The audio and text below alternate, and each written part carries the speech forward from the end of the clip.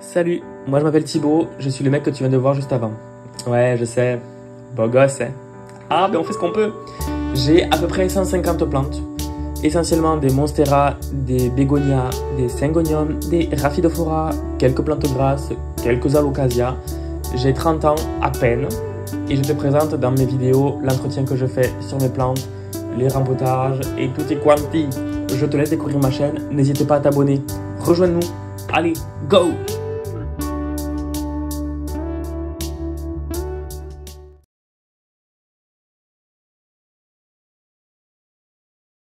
Eh bien, on va commencer un jour, non? On me voit moi ou pas? Pas du tout. on va faire ça. Ah, bah c'est très bien.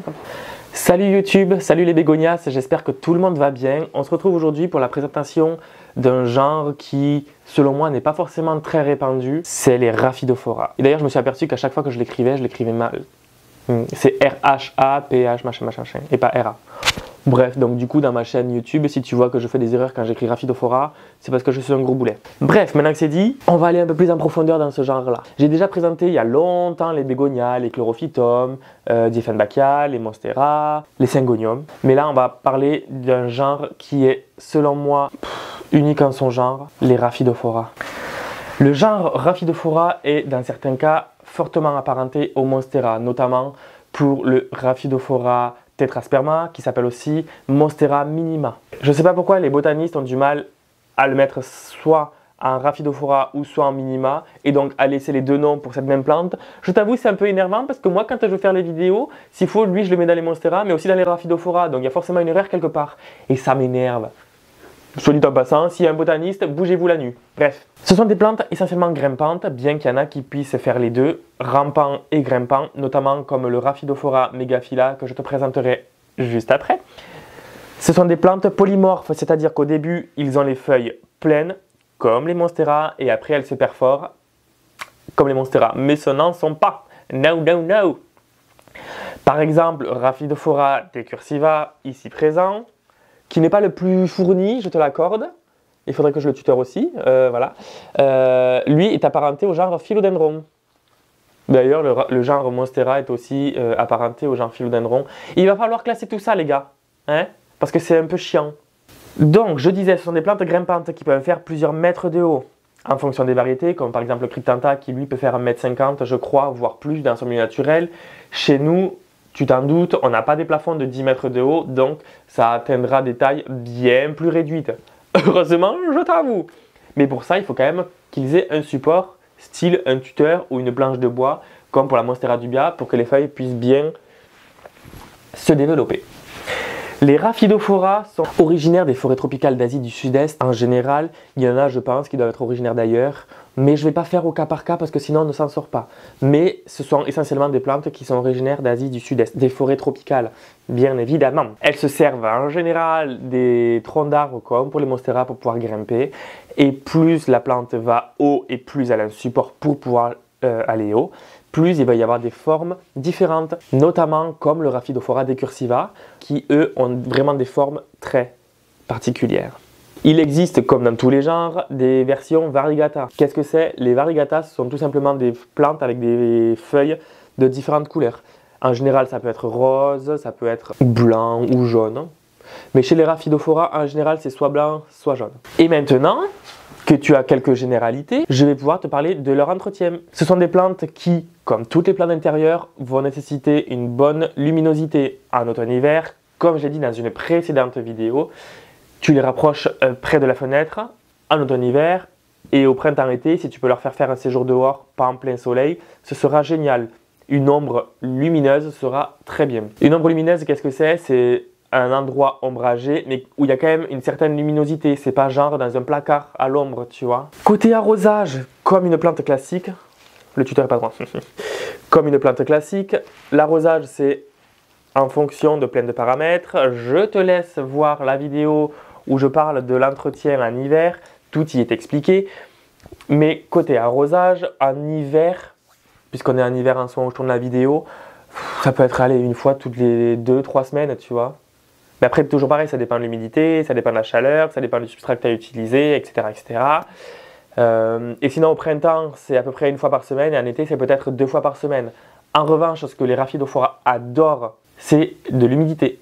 Donc au niveau du feuillage, tu peux régulièrement brumiser, ils vont adorer ça. Concernant l'engraissage, parce que oui, maintenant, c'est un Thibaut 2.0 qui te parle de l'engrais. L'engraissage, par exemple, j'utilise les produits Hydropassion. J'ai galéré, pardon. J'utilise les engrais Hydropassion. Donc, tout est écrit sur les... Enfin, la posologie est écrite sur les bouteilles. J'ai déjà fait une vidéo sur les engrais Hydropassion. Je te laisse y jeter un coup d'œil et me dire ce que tu en as pensé. Mais les engrais, je vais en utiliser et je vais te montrer pourquoi. Parce que sur certains, j'ai déjà pu utiliser de l'engrais et tu vas très vite comprendre pourquoi je ne vais pas m'arrêter là. Ce sont du coup des plantes tropicales donc qui aiment la luminosité, l'humidité, l'arrosage, la chaleur, etc. En automne-hiver, elles s'acclimatent très bien dans les intérieurs à condition que tu les mettes près de la fenêtre. Il ne faut pas déconner. Et si tu n'as pas une fenêtre bien lumineuse, comme bien souvent chez nous, tu peux avoir des lampes horticoles pour pallier vraiment au manque de lumière. Et les Rhaphidophora adoreront ça. À part ça, ce sont vraiment des plantes très très simples d'entretien et il y en a forcément qui vont te plaire de par la diversité de leur feuillage, de leur diversité de formes de feuilles aussi. Étant un passionné de plantes tropicales, grimpantes et qui se perforent avec le temps, parce que oui, j'aime bien faire les choses à fond, j'ai quelques variétés à te présenter. J'en ai à peu près une dizaine, je crois. Et je suis sûr que chez toi tu en as aussi, mais peut-être que tu ne les appelles pas Rhaphidophora. Notamment le Minima, que tu dois appeler Monstera Minima, que j'appelle aussi de temps en temps, quand ça m'arrange, Monstera Minima. Le Rhaphidophora decursiva, que tu dois appeler le Philodendron Dragontail. Bref, tout ça rentre dans la catégorie des Rhaphidophora. J'émets toujours un doute pour le Minima, mais pour la vidéo aujourd'hui, il y sera dedans. On va commencer très simplement par le Rhaphidophora decursiva, qui s'appelle du coup le Philodendron Dragontail, mais ici tu sais très bien qu'on ne parle pas de philodendron. C'est une plante, alors je crois plus rampante que grimpante d'après ce que j'ai pu voir sur mon expérience, mais aussi chez Mélodie de la chaîne Plante Tour TV, qui elle avait fait un tuteur et la plante s'est carrément barrée du tuteur dans mes souvenirs. Donc Mélodie, si tu tombes sur cette vidéo, n'hésite pas à me dire comment ta plante réagit actuellement et si elle va bien. Donc du coup, le Rhaphidophora decursiva, c'est une plante que j'avais depuis un petit moment et que j'aime beaucoup de par la diversité du feuillage, puisque c'est un feuillage très lisse, très brillant, vert foncé et qui bien évidemment se découpe avec le temps. C'est une plante qui, quand elle ne se découpe plus, c'est parce qu'elle a un problème. D'accord ? Peut-être qu'elle a atteint le haut du tuteur, peut-être qu'elle manque d'engrais, peut-être qu'elle manque d'un... Enfin, c'est sûr qu'elle manque d'un élément, après pour savoir lequel, bon courage. Donc, moi ce que je conseille, c'est de lui mettre un tuteur très grand dès le départ et tu l'entoures autour. Bien que la tige soit assez rigide, épaisse et compliquée à entourer autour du tuteur, tu te démerdes avec ça. C'est à la base une plante que j'avais en 2 pieds, dans le même pot, et il y a une tige qui, un beau jour, a décidé d'arrêter de raciner et de commencer à mourir. Chose qui, tu me connais un petit peu maintenant, m'a énervé.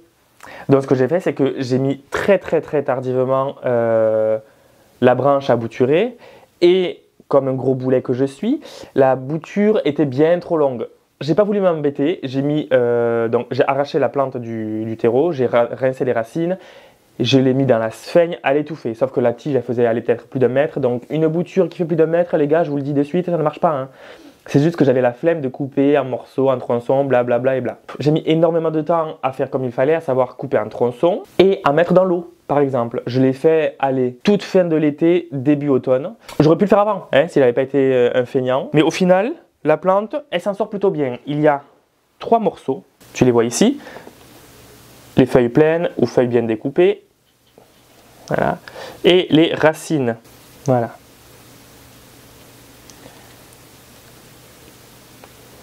Tu vois les racines, j'espère que c'est pas flou. J'ai placé tout ce petit monde près de la fenêtre. J'essaye de temps en temps de changer l'eau. Oh, est-ce que c'est une grande réussite? Est-ce que je le fais régulièrement? Pas trop. Après, en vrai, c'est une plante qui n'est pas forcément très exigeante. À part le fait d'avoir un tuteur, c'est tout. En automne-hiver, vraiment, la plante...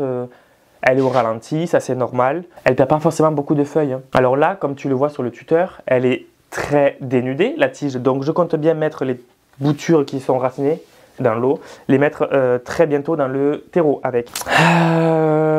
j'espère que je ne vais pas trop galérer à le faire. Ça devrait le faire vraiment comme une plante classique et on verra ce que ça va donner. Mais ça, c'est le Rhaphidophora decursiva. À savoir que ces plantes-là, les Rhaphidophora, sont très facilement bouturables en eau. Il y a juste le minima que j'avais galéré à bouturer. On m'en a donné des boutures racinées et depuis, ça va nickel miguel, à part quand il y a eu les trips. Mais sinon, c'est très facile à bouturer. Me dis pas que c'est l'oïdium. Non. Très facile à bouturer. Elles sont sensibles à la cochenille, aux trips, sont sensibles aux acariens, je suppose, bien que personnellement, je n'en ai pas à la maison. On n'est pas à l'abri un jour d'en avoir. Hein. Je disais ça pareil des trips, et cette année, enfin l'an dernier, parce qu'on est en 2025 maintenant, c'était un calvaire. Donc le mien, assez maigrichon, hein. Voilà. Pas dingue. Mais je compte bien étoffer le pot avec les boutures précédemment montrées. Rhaphidophora, les plus classiques, qu'on appelle aussi Monstera minima, c'est celui-là. Celui-là qui est un très proche cousin de la Monstera Little Sister, qui du coup est peut-être un Rhaphidophora. Je n'en ai aucune certitude encore, mais on me l'a vendu en tant que Rhaphidophora. Non, on me l'a vendu en tant que Monstera Little Sister. C'est celui-là, mais en plus gros. Voilà, avec des feuilles plus grosses et avec la nervure centrale qui peut éventuellement se perforer. Bon, pour le moment, elle fuse, mais ce n'est pas le sujet de la vidéo. Donc le Rhaphidophora tetrasperma, j'y arrive. C'est une plante au port assez dense qui perd pas souvent du feuillage et qui fait tout le temps feuille sur feuille. Même en hiver actuellement, là, elle repart puisqu'elle a eu une attaque de trips très sévère. C'était une des premières à prendre très cher. Mais c'est une plante qui est très résiliente, qui repart sans problème. Qui est sensible aux cochenilles, elle aussi, mais qui fait feuille sur feuille encore en maintenant. Je vais d'ailleurs lui donner, oui j'ai galéré, je vais d'ailleurs lui donner un petit peu d'engrais sous-dosé puisqu'on est quand même en hiver, donc on ne va pas jouer avec le diable. Mais du coup c'est une plante qui est très simple d'entretien. Une fois qu'elle a trouvé, une fois que tu as compris son fonctionnement, tu ne l'arrêtes plus. Là, je suis un peu dans l'excès puisqu'il faudrait que je la tuteur encore, mais j'ai pas de tuteur. Il faudrait que j'en refasse. Et en fait là je commençais à me tâter à remplacer tous les tuteurs par des vrais troncs d'arbres parce qu'en fait ça commence à me saouler de devoir faire des extensions toujours. Voilà, ou alors je repars sur des boutures, sauf que je ne veux pas repartir sur des boutures toute ma vie. Hein. Encore à méditer. Mais le Rhaphidophora tetrasperma, c'est celui-ci. Voilà. Tu le connais très certainement. Il existe aussi la version variegata, qu'elle soit aurea, donc jaune, ou albo variegata, à savoir blanc. Moi j'ai la version aurea, je crois, qui m'a été donnée par Clémentine, qui j'espère va bien d'ailleurs. Voici. Voilà, avec la lumière on voit bien. Elle est sous l'emporticole puisque variegation, en hiver, s'il y a manque de lumière, ça peut facilement nécroser. Donc du coup je le mets sous l'emporticole, dans une petite serre que tu peux d'ailleurs très bien trouver à Nature et Découverte. C'est une serre qui doit faire aller 50 cm de haut. Peut-être pas tout à fait, mais qui est super pratique pour les boutures, mais vraiment super pratique. Moi c'est là où il y a quasiment toutes mes boutures en hiver et ça se passe super bien. Lui pareil, dans son milieu naturel, je ne sais pas combien de mètres il peut faire, mais à mon avis, il peut bien coloniser. Hein. Je peux éventuellement te parler du Rhaphidophora cortalsi. Je peux éventuellement te parler du Rhaphidophora cryptantha. C'est celui-là. Ah, je l'ai eu dans une box qui m'avait été donnée par Plantita FR. C'est un Rhaphidophora qui garde des feuilles petites. Alors, peut-être qu'elles peuvent être légèrement plus grosses. En tout cas, c'est une plante qui va aimer les supports plats. Okay. Comme la Monstera dubia, d'ailleurs, il faudra que je le change. Comme ça, les feuilles peuvent vraiment être alternées. Et vraiment, physiquement, c'est super beau. Tu sais, ça fait des longues lianes comme ça. Là, ça me fait un runner puisque, à mon avis, il y a eu un manque de lumière. Alors, je ne comprends pas pourquoi, parce qu'elle est dessous. Donc je ne vais pas l'embêter. Par contre ça nécessite forcément que le tuteur reste humide pour que les racines puissent s'y agripper. Tu devineras à mon assiduité que le truc est sec. Attends, est-ce qu'on l'entend? Je ne sais pas si tu l'as entendu, mais tu vas me faire confiance, c'est sec comme des couilles de pape. Donc le Rhaphidophora cryptantha, au printemps, il va falloir que je mette une planche de palette par exemple. Mais en tout cas le Rhaphidophora cryptantha, il est mignon, le feuillage il est assez coriace, il est assez rigide, mais lisse aussi un petit peu en même temps. Et j'aime beaucoup le motif. Alors là tu verras que sur les feuilles il y a un petit peu de brûlure. Pourquoi? Je sais pas, j'ai pas calculé. C'est peut-être un champignon qui s'était greffé dessus. Mais voilà, il est très design. Très beau. Un Rhaphidophora qui m'a été donné par, je crois, Plantra Co. Il me semble. Je sais plus, je me confonds les noms à force, je suis désolé. C'est le Rhaphidophora hongkongoensis variegata. C'est ce petit kiki ici. Alors là, tu ne le verras pas forcément variegata, mais à l'œil nu, on peut apercevoir des variegations. Voilà. Tout petit kiki. Je te montre à quoi il doit ressembler quand il est un peu plus adulte déjà.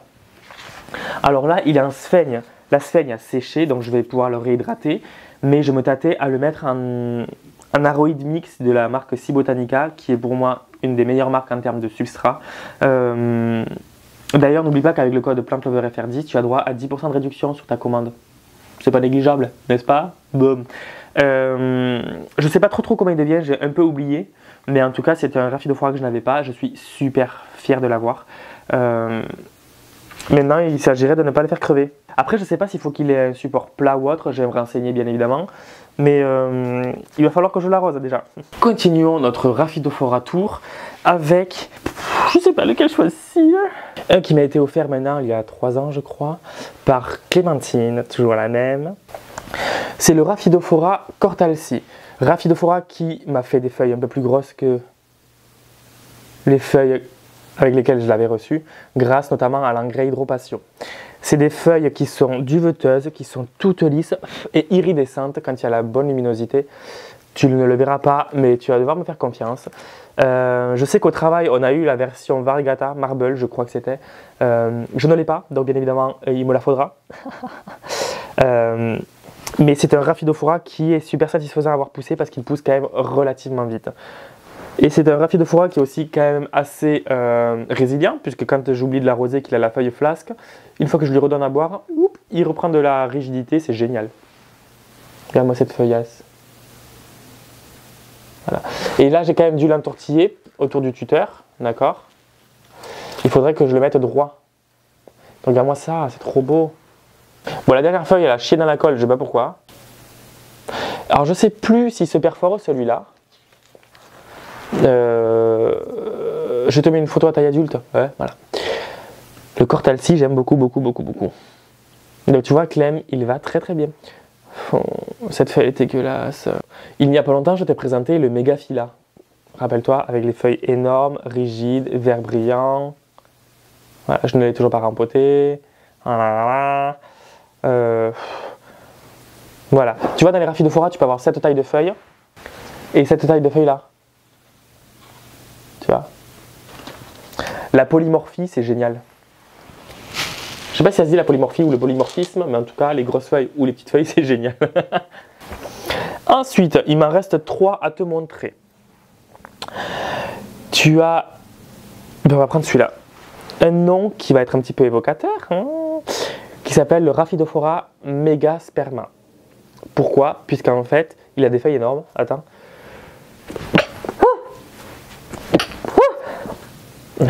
C'est un Rhaphidophora qui a des feuilles énormes à taille adulte et qui se perfore le long de la nervure, me semble-t-il. Je ne sais pas s'il se perfore sur la périphérie, il ne me semble pas. Je t'avoue qu'avec toutes les formes de plantes que j'ai, je m'y perds un petit peu.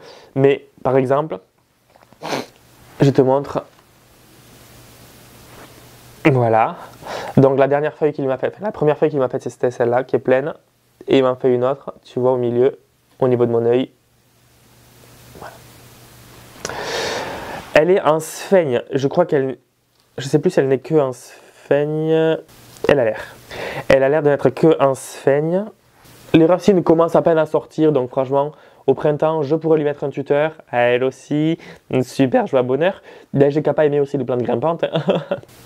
Et je crois que le point commun avec celle-là et celle que je vais te montrer après, c'est que l'autre, elle a plein de petits trous qui se forment le long de la nervure. Il me semble que c'est ça la différence. À vérifier, hein, comme je te dis, à force, je commence à m'y mélanger. Donc ça, c'est le mégasperma. Là, tu as le foraminifera. Rhaphidophora foraminifera. Quand je l'ai acheté, il avait des petites feuilles comme ça. Bon, là, qui commencent à être un peu abîmées, hein. Et là, maintenant, grâce à l'engrais, donc tu comprends pourquoi j'utilise l'engrais maintenant, Regarde la longueur des feuillasses. Elle m'a fait celle-là il n'y a pas longtemps, tu le vois à la clarté du feuillage. Celle-là d'avant, c'était celle-là. Il m'a fait celle-là. Enfin, c'est... Et donc lui, il va se perforer le long de la nervure centrale. Ici. Je le trouve tellement beau. Il est tout simple, hein, mais il est tellement beau, je trouve. Et donc, il y a la version variegata que je te présente de suite. Voilà. On voit la variegation un peu plus timide. Et sur sa dernière feuille, on la voit un petit peu plus. Voilà, c'est le temps que ça s'acclimate, j'imagine, à la maison. Elle est en sphaigne, tu le vois. Les racines sortent? Pas encore.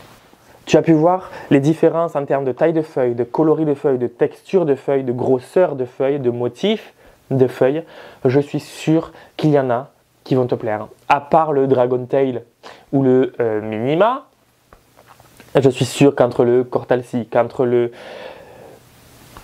Foraminifera, le Variegata, le Megaphylla ou le Cryptantha ou le Hong Kongoensis ou autre, je suis sûr qu'il y en a au moins un qui va te plaire. Sachant que je ne les ai pas tous montrés parce que je ne les ai pas tous en ma possession. J'ai aussi le Puberula Variegata qu'on avait au travail, je crois qu'on l'a encore, mais alors, lui il ne fonctionne pas du tout. Je ne comprends pas pourquoi. Donc il faudra que je l'aie bientôt.